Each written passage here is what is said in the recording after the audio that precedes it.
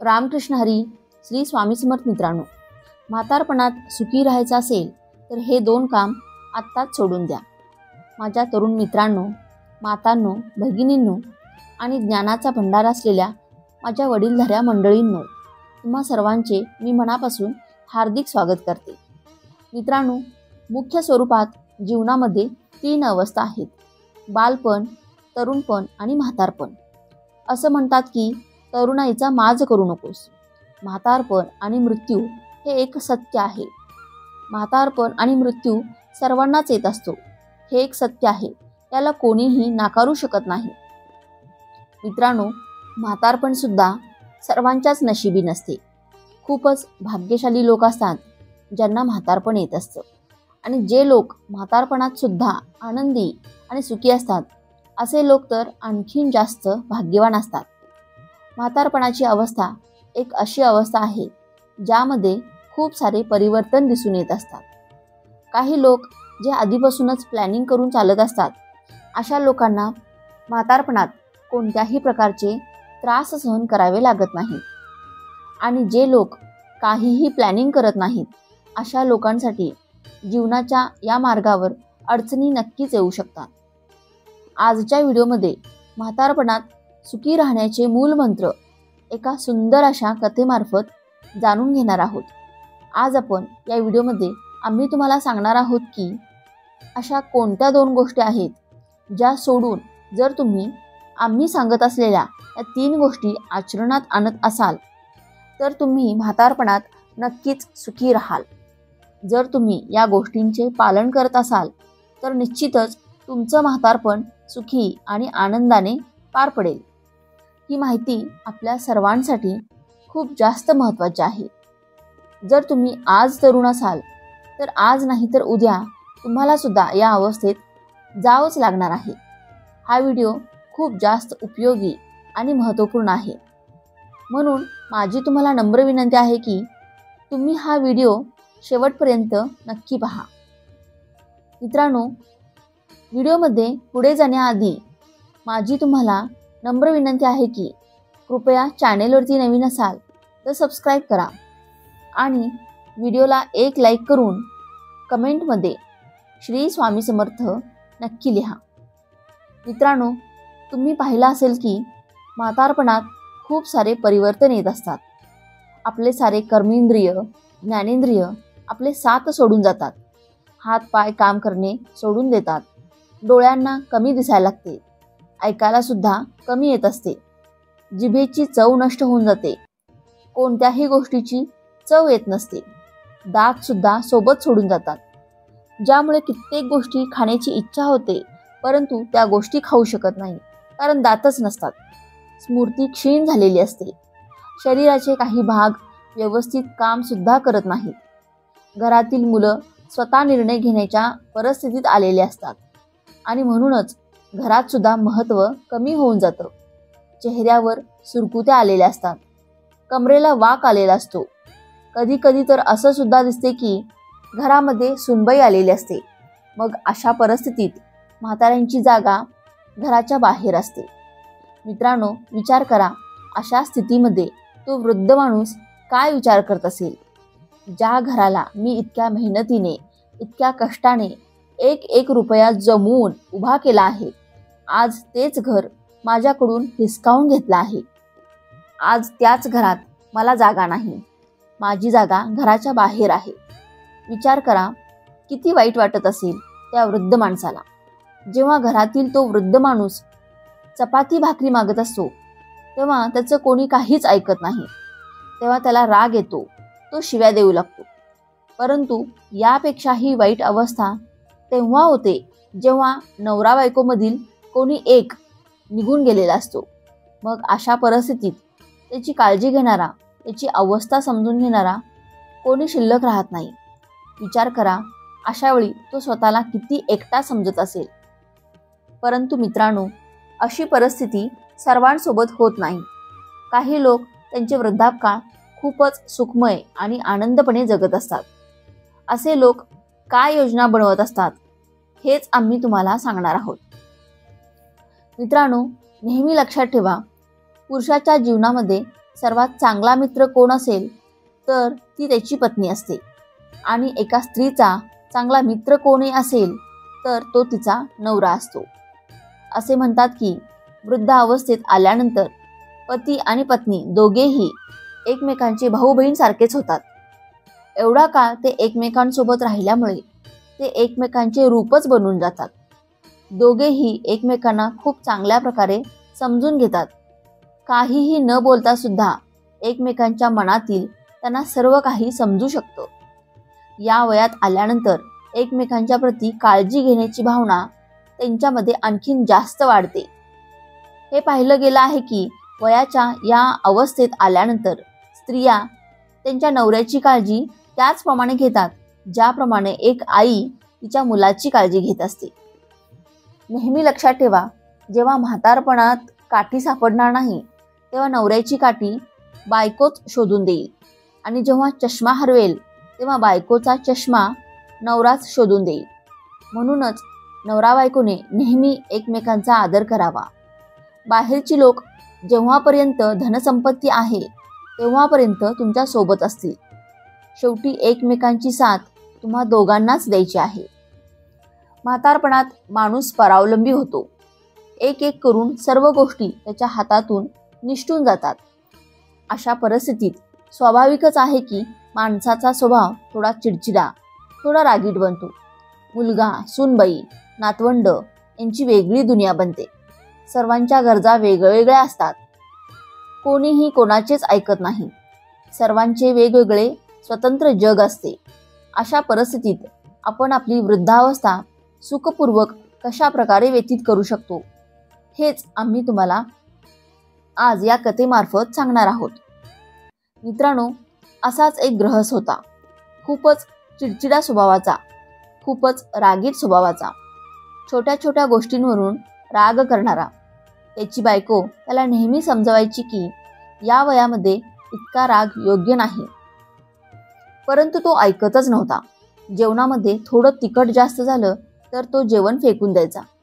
थोडं मीठ जरी जास्त झालं तरी सुद्धा जेवण फेकून देत असे. खूप राग त्याला येत असे. त्याच्या या व्यवहाराने पूर्ण घर हैराण होऊन गेलं होतं. पूर्ण घरामध्ये नेहमी क्लेश आणि भांडणाचे वातावरण निर्माण झालेले असायचे. रोजच्या रोज याच गोष्टीवरून भांडण असायचे.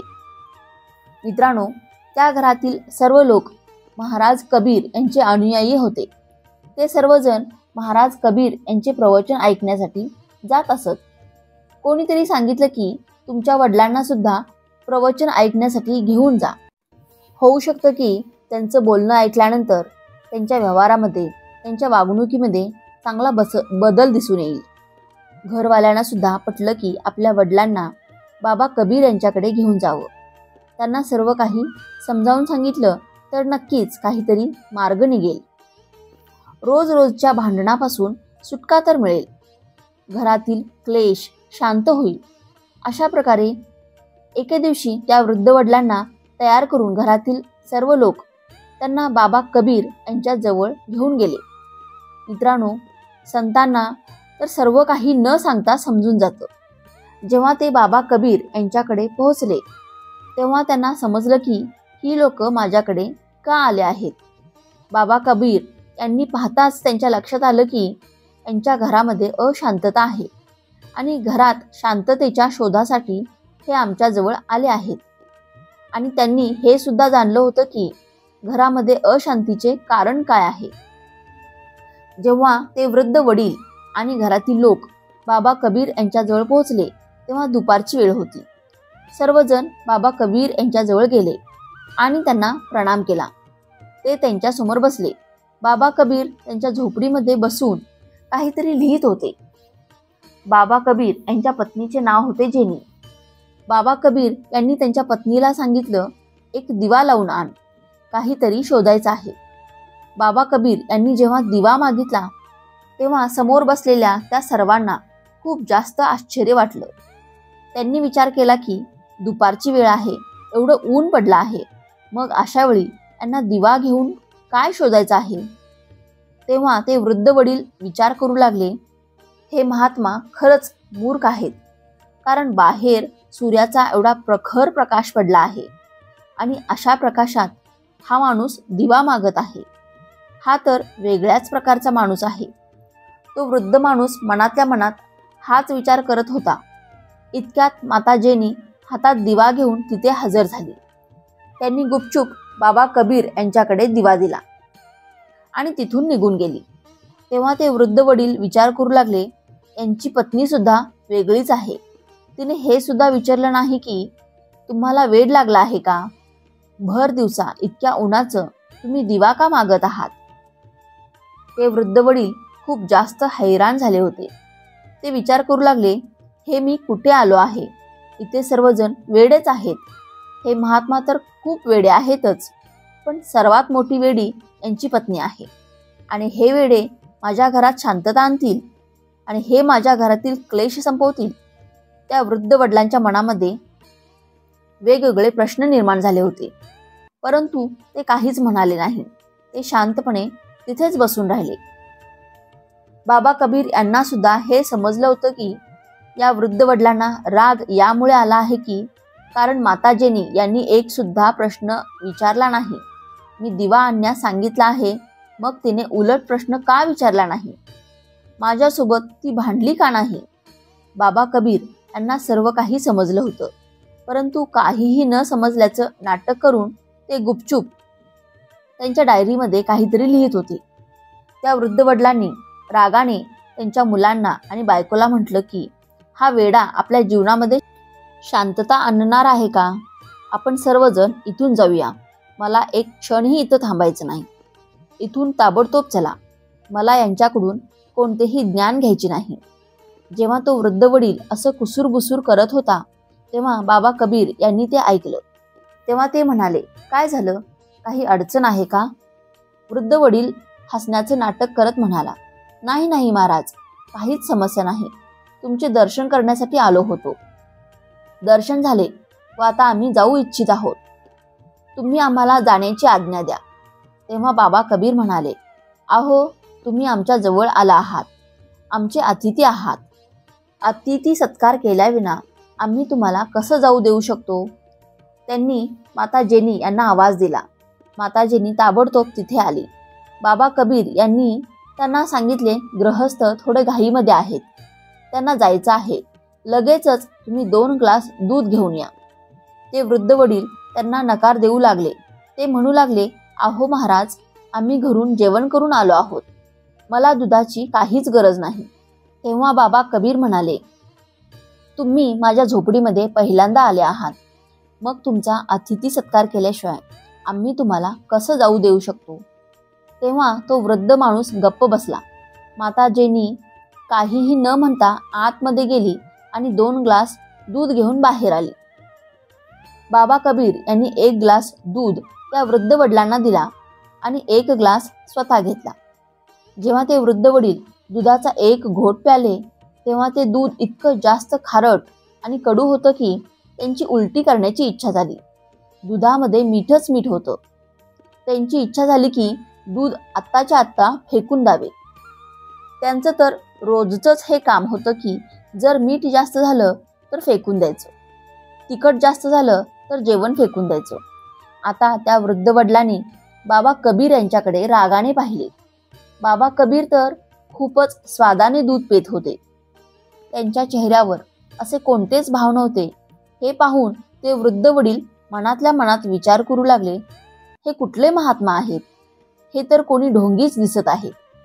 त्या वृद्ध वडिलांनी त्यांच्या हातातील ग्लास एका बाजूला ठेवला आणि बाबा कबीर यांना म्हणाले, मला असं वाटत आहे की तुम्ही तुमची अडचण माझ्याजवळ घेऊन आला आहात. तुम्ही तुमच्या येण्याचे कारण तर मला सांगितलं नाही. तुम्ही असं कसं जाऊ शकता? काही अडचण असेल तर मला सांगा. तुमच्या या अडचणीवर माझ्याकडे उपाय असू शकतो. वृद्ध माणूस म्हणाला, अहो महाराज, सोडून द्या. तुम्ही काय त्यांच्यावर तोडगा काढणार आहात? आम्ही अडचण घेऊनच आलो होतो, परंतु आता चाललो आहे. आम्ही सर्व काही पाहिलं. आमच्या अडचणीवर तोडगा काढणं तुमच्याच्याने शक्य नाही. तेव्हा बाबा कबीर म्हणाले, जर तुम्ही अडचण घेऊन आला आहात मग सांगण्यात काय त्रास आहे? तुम्ही सांगा तर काय त्रास आहे? होऊ शकतं माझ्याकडे तुमच्या त्या समस्येवर काहीतरी तोडगा असू शकतो. तेव्हा तो वृद्ध माणूस म्हणाला, ठीक आहे, तुम्ही इतकेच म्हणत आहात तर सांगतो. परंतु मला असं वाटत नाही की तुमच्याकडे माझ्या समस्येवर काही तोडगा असेल. जेव्हा बाबा कबीर यांनी सारखं त्यांना विचारलं तेव्हा तो वृद्ध माणूस म्हणाला, माझ्या घरात कोणीच माझी इज्जत करत नाही. सर्वजण मला हीन दृष्टीने पाहत असतात. कोणीही माझं बोलणं ऐकत नाही. सर्वजण त्यांच्या धुंदीत मस्त असतात. माझ्या घरामध्ये खूप जास्त क्लेश आणि अशांती आहे. मी माझ्या घरामध्ये शांती आणि समृद्धी इच्छित आहे आणि म्हणूनच मी तुमच्याजवळ आलो आहे. परंतु तुमचा मूर्खपणा पाहून मला पूर्ण विश्वास बसला आहे की माझ्या समस्येवर तुमच्याजवळ कोणताही मार्ग नसेल. माझ्या घरात शांती आणण्यासाठी तुम्ही काहीच करू शकत नाही. तेव्हा बाबा कबीर हसले आणि म्हणाले, मला माहीत आहे तुमच्या घरामध्ये अशांती आणि क्लेश असण्याचे कारण काय आहे. मी तुम्हाला यावर तोडगा सुद्धा सांगितला आहे, परंतु कदाचित तुम्हाला ते समजलं नाही. जेव्हा बाबा कबीर असे म्हणाले तेव्हा ते वृद्ध गृहस्थ म्हणाले, वा, ही तर खूपच आश्चर्याची गोष्ट आहे. तुम्ही आमच्या समस्येवर तोडगा सुद्धा सांगितला आहे, परंतु जेव्हापासून आम्ही आलो आहोत तेव्हापासून तुम्ही एक शब्द सुद्धा बोलला नाहीत. मग असंच तुम्ही तोडगा कसा सांगितला महाराज? तेव्हा बाबा कबीर म्हणाले, आठव, जेव्हा तू आला होतास तेव्हा मी तुझ्या समोरच माझ्या पत्नीजवळ जळता दिवा मागितला होता ना? तेव्हा तो वृद्ध माणूस म्हणाला, हो, मागितला तर होता. तेव्हा बाबा कबीर म्हणतात, माझ्या पत्नीने लगेचच माझ्या आज्ञेचे पालन केलं आणि काहीही प्रश्न न विचारता लगेचच जळता दिवा माझ्याजवळ घेऊन आली. त्यांनी हे सुद्धा विचारलं नाही की दुपारची वेळ आहे, मग अशा वेळी दिव्याची काय गरज आहे. त्यांनी तेच केलं जे मी सांगितलं. काही प्रश्न विचारले नाही किंवा विरोध केला नाही. तेव्हा वृद्ध माणूस म्हणाला, हो, मला सुद्धा या गोष्टीचं आश्चर्य वाटत आहे. तेव्हा बाबा कबीर म्हणाले, त्यानंतर मी दूध मागितले. मला माहीत आहे माझ्या पत्नीने साखरेच्या ठिकाणी दुधामध्ये खूप जास्त प्रमाणात मीठ टाकले होते. दूध खूप जास्त खारट आणि कडू झाले होते. इतकं कडू झालं होतं की तुमच्याच्याने ते पिणं शक्य झालं नाही. परंतु तुम्ही पाहिलं, मी तेच दूध काहीही न बोलता गुपचूप प्यालो. माहीत आहे का? कारण जेव्हा माझ्या पत्नीने मला दिव्याबद्दल काही विचारलं नाही, मग माझा सुद्धा काहीच अधिकार नाही की मी सुद्धा तिला काही विचारावं. मी सांगितल्यावर माझ्या आज्ञेचे तिने पालन केलं आणि ताबडतोब दिवा घेऊन आली. मग मी कसा विचारू शकतो की दूध कडू का आहे? मी सुद्धा माझा हा धर्म समजलो आणि गुपचूप दूध प्यालो. ज्या प्रकारे त्यांनी माझ्या गोष्टीला काही विरोध केला नाही, त्याच प्रकारे मी सुद्धा काही विरोध केला नाही. यावरून तुम्ही काय समजलात? यावरून हे सिद्ध होतं की नवरा आणि बायको दोघांनीही एकमेकांना समजून घ्यायला हवं, एकमेकांचे बोलणं ऐकायला हवं, एकमेकांच्या बोलण्याचा सन्मान ठेवायला हवा, प्रेमाने आणि विश्वासाने राहायला पाहिजे. मला माहीत आहे तू असं करत नाहीस. बाबा कबीर म्हणाले, लक्षात ठेव, चूक सर्वांकडून होत असते. आज चुकीने साखरेच्या जागी दुधामध्ये मीठ पडलं. मग मी ते मीठ असलेलं दूध स्वीकारलं. गुपचूप काहीही न बोलता ते दूध प्यालो. तुझ्या घरामध्ये अशांतीचे कारण हेच आहे. तू 2 गोष्टींमुळे खूप जास्त त्रासलेला आहेस आणि त्याचमुळे तुझ्या घरामध्ये अशांती आणि क्लेश आहे. बाबा कबीर म्हणतात, म्हातारपणात जो पण मनुष्य या 2 गोष्टी त्यागतो तोच त्याच्या आयुष्यात सुखी राहू शकतो. बाबा कबीर म्हणतात, या 2 गोष्टी आहेत चव आणि शिवी. म्हातारपणात सुखी राहण्यासाठी हे गरजेचे आहे की आपण या 2 गोष्टी सोडून द्याव्यात. जर आपण या 2 गोष्टी सोडून देत असू तरच आपल्या घरामध्ये शांती आणि समृद्धी राहत असते आणि तरच तुमचं म्हातारपण सुखाने व्यतीत होऊ शकतो. आपण हे समजून घ्यायला पाहिजे की घरामध्ये जी स्त्री अन्न शिजवत असते ती खूप मेहनतीने अन्न बनवत असते. खूप आपुलकीने, प्रेमाने ती सर्वांसाठी अन्न शिजवत असते. गरमी असू दे, थंडी असू दे, कोणताही ऋतू असू दे, कशीही परिस्थिती असू दे, ती वेळच्या वेळी खूपच प्रेमाने सर्वांसाठी अन्न शिजवत असते. सर्वांना प्रेमाने अन्न वाढत असते. मग अशा परिस्थितीत कधी चुकून जर मीठ जास्त होत असेल, तिखट जास्त होत असेल, मग आपण ते अन्न फेकून द्यावे का? कधीच नाही. आपण हे समजून घ्यायला पाहिजे की ज्या स्त्रीने, सुनबाईने, पत्नीने किंवा तुमच्या मुलीने ज्या आपुलकीने, प्रेमाने, परिश्रमाने अन्न शिजवले, तर आपलासुद्धा हे कर्तव्य आहे की ते अन्न आपण स्वीकारावे. आणि जर चुकून त्या अन्नामध्ये मीठ, तिखट जास्त झाला असेल तरीसुद्धा आपण त्या गोष्टीकडे दुर्लक्ष करायला हवे. आपण त्या स्त्रीचे कौतुक करायला हवे आणि काहीही न बोलता ते अन्न ग्रहण करायला पाहिजे. जर आपण तसं करत असू तर दुसऱ्या दिवशी ती स्त्री अधिक आपुलकीने, प्रेमाने अन्न बनवते. आणि जर आपण ते अन्न फेकून देत असू तर विचार करा त्या स्त्रीच्या मनावर त्याचा काय परिणाम होत असेल, तिला कसं वाटत असेल. अशा स्त्रीच्या मनात तुमच्यासाठी सन्मान शिल्लक राहील का? कधीच नाही. तुम्ही जे काही करत आहात त्यामुळे त्या स्त्रीचा आणि त्या अन्नाचा दोघांचाही अपमान होत असतो. आपण हा अपमान कधीच करू नये. जिथे अन्न आणि स्त्रीचा अपमान होत असतो अशा घरातून लक्ष्मी, समृद्धी, शांती कायमस्वरूपी निघून जाते. म्हणूनच चुकून सुद्धा असे करू नये. बाबा कबीर म्हणतात आणि म्हणूनच आपण या दोन गोष्टी, चव आणि शिवी, सोडून द्यावी. जसेही मिळेल ते अन्न देवाचा प्रसाद समजून ग्रहण करावे. मग तुम्हाला म्हातारपणात कोणतेही कष्ट सहन करावे लागणार नाही. चव आणि शिवी हे म्हातारपणात खूप जास्त कष्टदायी आहेत. आता त्या वृद्ध गृहस्थाला सर्व बोलणं समजून आलं की त्याच्या घरामध्ये अशांती का आहे. त्याने त्याचे दोन्ही हात जोडले आणि बाबा कबीर यांच्यासमोर क्षमा मागू लागला. तो म्हणू लागला, बाबा, मी नकळतपणे तुमच्याबद्दल काय काय विचार केला. मी माझ्या मनामध्ये जे काही चुकीचे विचार केले त्याबद्दल तुम्ही मला मोठ्या मनाने माफ करा. बाबा कबीर त्यांना म्हणाले, तुम्ही आज संकल्प घ्या की चव आणि शिवी तुम्ही इथेच सोडून जाल. बाबा कबीर पुढे म्हणाले, आणि जर म्हातारपणात तुम्हाला सुखी राहायचं असेल तर या दोन गोष्टींचा त्याग करा. आणि मी ज्या 3 गोष्टी तुम्हाला सांगत आहे त्या 3 गोष्टी नेहमी तुझ्या सोबत ठेव. जर तू त्या 3 गोष्टी सोबत ठेवत असशील तर म्हातारपणात तुला कधीच कोणताही त्रास सहन करावा लागणार नाही. तो वृद्ध गृहस्थ म्हणाला, मी आजच चव आणि शिवी यांचा त्याग करत आहे. परंतु त्या 3 गोष्टी कोणत्या आहेत ज्या नेहमी सोबत ठेवायला हव्यात? कृपा करून मला तुम्ही सांगा. बाबा कबीर म्हणाले, ज्यांचं जीवन अनुशासित असते यश त्यांच्या द्वारावर नक्कीच येत असतं.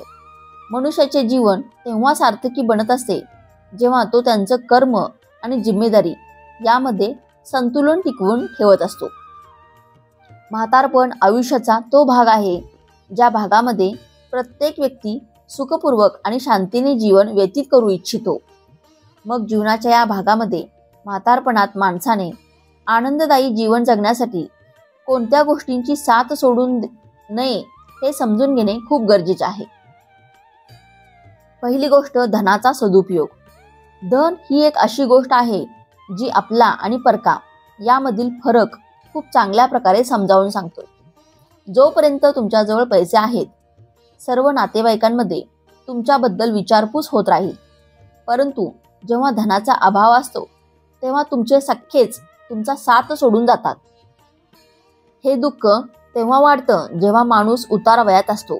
आणि म्हणूनच म्हणतात की धनाचा नेहमी सदुपयोग करावा, पैशाची नेहमी बचत करावी. पैशाची जर तुम्ही बचत करत असाल तर म्हातारपणात तुम्हाला कधीच कोणासमोर हात पसरण्याची वेळ येणार नाही. दुसरी गोष्ट आहे शिस्त. शिस्तीनेच आत्मविश्वास निर्माण होत असतो. जे लोक त्यांचे प्रत्येक कार्य वेळेवर करत असतात, त्यांचे जीवन शिस्तीने जगत असतात, त्यांना कधीच कोणावर अवलंबून राहावं लागत नाही.